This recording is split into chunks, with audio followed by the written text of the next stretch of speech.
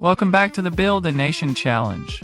We've been on the treadmill for a while, running at the same speed, but now it's time to turn up the pace. By that, I mean signing better talent to strengthen both our team and our Faroe Islands friends. While I'm fairly happy with our squad in terms of depth and tactics, if we want to go further in the Champions League, we definitely need to upgrade. Specifically, we need young players with higher quality and potential than what we currently have as second or third options. For example, we need a better pressing forward than Haraldsson, preferably someone who's also left-footed. I also want a better inside forward on the left side to compete with Henrik Holden, who's more of a winger, or even replace Svenningsson, as this is one of our weaker areas. We'll also need to improve on Malt Simonsen in the Segunda Volante role and find someone who can rival or surpass Aureliusson.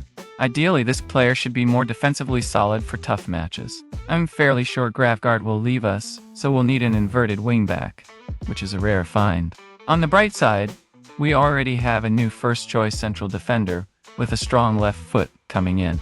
So we'll have 5 solid central defenders, unless one of the current ones is sold.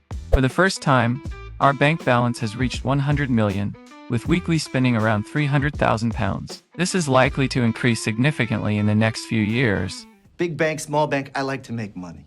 All right. The financial projections look good, so we're at a crossroads. Take risks for greater rewards. The board has proposed expanding the stadium again, and I agree. We sell out often, so increasing capacity makes sense. We have 3 matches left in the Champions League, starting with what might be our best chance to secure 3 points against Young Boys in Switzerland. With 7 points already, reaching 9 would almost guarantee a top 24 finish. Our long throw routine pays off as the ball lands at Henrik Holden's feet, and he takes his chance. I'm not surprised they scored at home, especially from a corner, but we're back in it with a well-executed attack. The Segunda Volante does his job, cutting it back for Bleiberg, who never misses from distance. A strange free kick situation shows our dominance in winning second balls, capped off by a nice header from Ole Peterson. In overtime, Egerson sends a flat ball into the danger zone, and Kozlov taps it in at the back post. Full time, 4-1 to us. A great result, though it was closer than I expected. They created decent chances, but we held firm. Now, the transfer window is open, and it's going to be a big one. We've released 4 players and let 2 go on free transfers, but I plan to sell more this window. On the incoming side, we've signed 26 players for just over 21 million. I know that doesn't sound like much for a Champions League club, but remember, we don't have Premier League level financial backing. For us, this is a significant investment. First up is Per Asbjorn Wickhosen, a new Segunda Volante. He's more defensive-minded, only 19, and has big potential. He's replacing Malte Simonsen, who, despite being a Faroe Islands national player, was mediocre last season. Andreas Gosither, an 18-year-old pressing forward, is another high-potential signing. He might already be better than Abla Norden, so I'm thrilled with this addition. Aron Haraldsson has been demoted for the 2nd year in a row. He doesn't fit the pressing forward role and won't get enough playing time as the third-choice advanced forward, so a loan move would be ideal. Glenn Roggenhaug, an 18-year-old central defender with massive potential, is our new left-footed defender. Will likely play more than Olsen, Paulsen, or Peterson. Will have to fight for their spot. Theo Jacobsen, another Norwegian talent, is our new inside forward on the left. He could also play as a winger on the right and will challenge our current wide players. To make room, Jonas Bindelof has been demoted. At 26, he is regressing, so we'll look to move him on. Antonio Contes. Barcelona is coming to town. I don't expect points here, but a draw isn't impossible. Well, it ended 4-0 to Barcelona, and it was never close. Our final Champions League match is against Tottenham in London. With 10 points already, we're likely safe for the top 24, but a result here would be a bonus. We took the lead after 27 minutes with a brilliant volley from Aureliusson. Martin Odegaard, now at Spurs, assisted their equalizer, which wasn't great to see.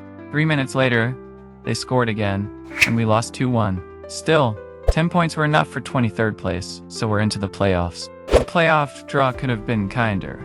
We got Inter Milan, which won't be easy. We started at home and needed a positive result.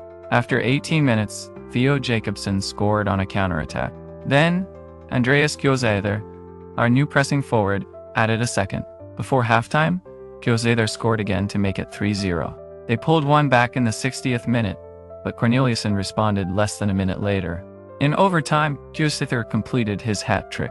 Full time, 5-1 to us, an incredible result. In the second leg they won 1-1, but we advanced 5-2 on aggregate. For the 9th straight year we've won the Super Cup, and our 14th season at Suduroy begins. The gap is closing as other teams improve with the talent we've provided. The round of 16 draw could have been better. We got Real Madrid, the worst possible opponent. We start at home, but I don't expect us to win over 2 legs. Still, anything can happen. They scored the first goal after just 7 minutes, and unless things get exciting, I'll skip to the end. Full time, 3-1 to Real Madrid. While we managed to score a goal, it was somewhat lucky. There was only one team on the pitch, and it wasn't us. I suspect the second leg will be more of the same. Unfortunately, the second leg was even worse. They scored 6 more goals, ending the tie 9-2 on aggregate. No one was surprised though. And so, our campaign ends in the round of 16 once again. The transfer window is closing. We sold 14 players, mostly for small fees, but that's fine. They had no future here. We have 104 players out on loan, with only 2 overseas as part of an option to buy deal. Our total player count is now 240, so we'll need to reduce that number slightly while improving quality in future transfers. Well, it had to happen eventually. We finally lost, ending a 96-game winning streak. I think it had more to do with bad luck than Vikingur being particularly good. In the same game, Roy Bleiberg suffered a season-ending injury, breaking his ankle. As a result, we're promoting Aron Haraldsson for the 3rd time in 3 years to replace him. Our strikers are having terrible luck with injuries this season. Both Nordin and Haraldsson are also out for a while, so we're promoting another striker, Wangil Zivkovic, who's fairly decent, to fill in for now. Having 240 players does have its advantages in situations like this. Halfway through the season, aside from that hiccup against Vikingur, we've won every other match. We've made 5 new signings for just over 6 million, all high-potential players. However, none are being moved directly into the first team yet. The coefficient points have been updated, and as expected, it's our lowest yet. While 6,625 points isn't a disaster, we're definitely in a phase where progress has stalled. We moved up 1 spot from 21st to 20th, but no new qualifying spots open up until the top 15. Transfer window is closing again. It's not the most exciting time, though we did offload 8 more players with low ability and potential.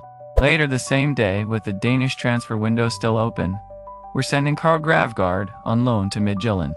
He was unhappy with his playing time as a 3rd choice option, and there's an option to buy, so this might be the last we see of him. In the Champions League 2nd qualifying round, we've drawn Linfield from Northern Ireland. This should be an easy win over 2 legs. The first leg in Northern Ireland had one small surprise. They scored a goal, but with us scoring 4, I'd say this tie is done and dusted. The second leg confirmed that. No surprises here. We won 9-1 on aggregate and advanced to the 3rd round. Our 3rd round opponent is a tough one, Rosenborg. They could actually prove to be a worthy challenge. For the first time ever, all 3 Faroese teams in the Conference League qualifiers, Vikingur, B36, and Klaksvíkar, won their 2nd round matches. I won't lie, I'm slightly concerned about the Rosenborg tie. I hope we can secure a massive win in the first leg at home to eliminate any doubt about Hull advance to the playoffs. 40 minutes in, we took the lead with Henrik Holden being in the right place at the right time to score. Another successful long throw set-piece routine led to Haraldsson doubling our lead. Full time, 2-0 to us at home. It's a decent result, but it leaves a small opening for Rosenborg, who could perform better in the second leg. Here we go. It feels like a big game for some reason, but hopefully, it'll just be a stroll through the Norwegian fields. Okay, that calms my nerves. Svensson scores after just 5 minutes. It's turning into a stroll after all, as Eggerson strolls into their box and seals the victory after 68 minutes. Full time, we won 4-0 on aggregate. I don't even remember Rosenborg having a single highlight, so I was nervous for nothing. they were completely toothless. In the playoff round, we're heading to Ireland to face Shamrock Rovers. Arguably, they're a much easier opponent than Rosenborg, so I doubt we'll have many issues over these two legs. Over in the Conference League third round, I'm slightly disappointed. While our clubs had decent draws, only Klaksvíkar managed to advance to the playoffs, and even then, only after a penalty shootout.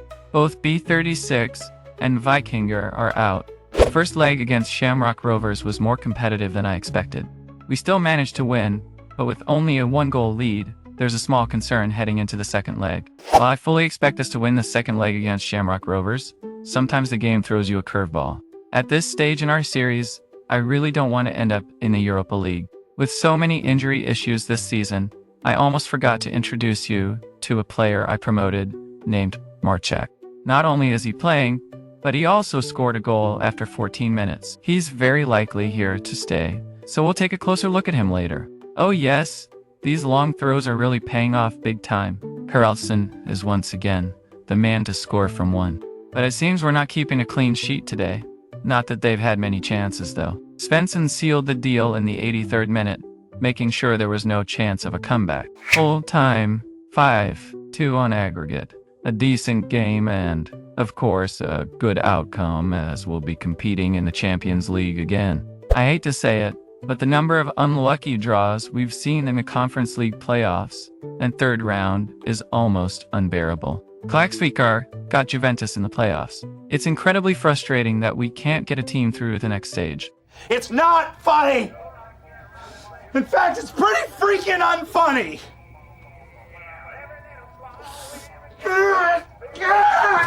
Ow!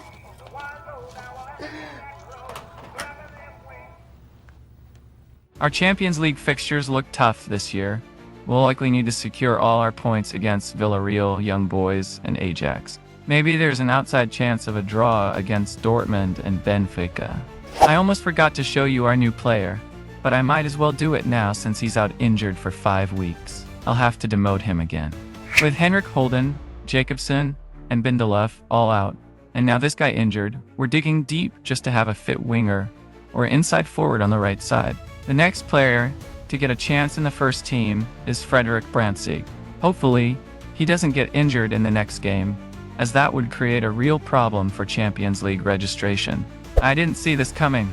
Farid Benyaya has left us. I left him out of the Champions League squad, and 2 days later he signed for Standard Liège for £525,000. He played a total of 9 seasons for us, making 145 appearances and scoring 30 goals. He was definitely one of the players who helped us reach Champions League quality, but he had become a third-choice option, behind Stenold and Julian. Our 11th consecutive league title is secured. It looks like Vikingur might take second place, though there are still 5 games left, so we'll see how that plays out. Our first Champions League match is against Benfica at home. It's not an easy game, but a win or draw isn't out of the question. Benfica was in a generous mood, and Gigi there took full advantage, putting us 1-0 up after 55 minutes. Full time, 1-0 to us. A pretty big result, honestly. It was a very even game, and we came out on top. Love to see it, and we're off to a great start. Next up, PSG in France.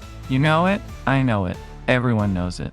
This will be a win for PSG. Just when I thought I'd skip past them scoring 5 goals, we get our first highlight. The man who's been promoted and demoted more times than I can count pops up, with arguably his biggest goal for the club. Okay, never mind. That lead lasted only 2 minutes before PSG equalized. Alright, the dream is over. Martys Telg gave them the lead after 30 minutes. In the end, they scored 3 more times to make it 5-1. We started well, but of course, we're nowhere near PSG's level yet. I never expected any points here anyway. The next match is perhaps the most important. Villarreal, at home. We definitely need 3 points here. A great counterattack ends with Bay hitting the post and scoring, putting us ahead after 43 minutes. This is what a good pressing forward can do. Gio Seither gets his reward for hard work, making it 2-0.